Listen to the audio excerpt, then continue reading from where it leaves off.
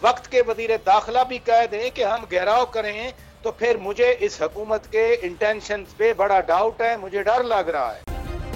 Subscribe करें और bell दबाएं ताकि कोई खबर रह न जाए। चौधरी शुजात हुसैन इतनी कमजोरी पोस्ट डिजीज के बाद वो आकर मिल रहे हैं मौलाना फजलुर रहमान से, वो आकर मिल रहे हैं आसिफ अली जरदारी साहब से। एमकेएम वालों जो इत्तेहादी हैं इमरान खान के, और इमरान खान ने कल आसिफ अली जरदारी को धमकी दी, आज एमकेएम वाले खुद चल कर आकर आसिफ जरदारी से मिल रहे हैं।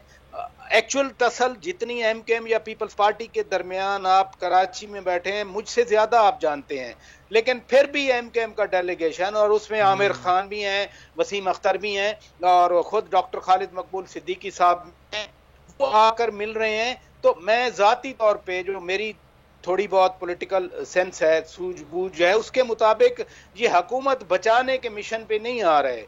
ये तो अब वो हर कोई अपना सोच रहा है ना कि क्या होना है। जो दूसरी आपने 63 की बात की, देखिए जो भी दीगर आपके गेस्ट कहें या अपोजिशन वाले पॉलिटिशियंस कहें, लेकिन अगर उस दिन स्पीकर ने डिफेक्ट करने वालों के वोट्स नलीफाई करार दे दिए, कह दिया कि ये इनवैलिड वोट्स हैं under clause of the constitution, तो फिर क्या होगा? कोर्ट तो बाद में फैसला करती रहेगी। अभी तक तो यूसुफ रज़ा गिलानी के चेयरमैन सेनेट वाले जो 7 वोट जाए हुए थे, मेरी नज़र में वो वैलिड वोट थे।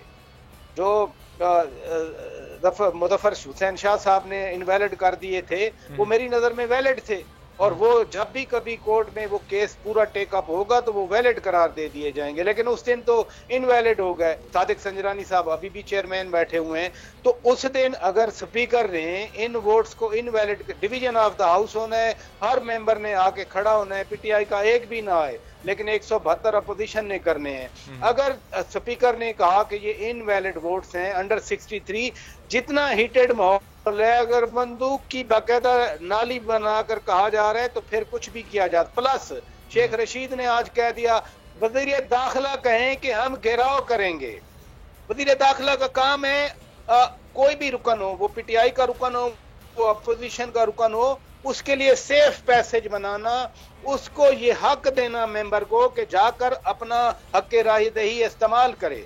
लेकिन सब्सक्राइब करें और बेल दबाएं ताकि कोई खबर रह न जाए।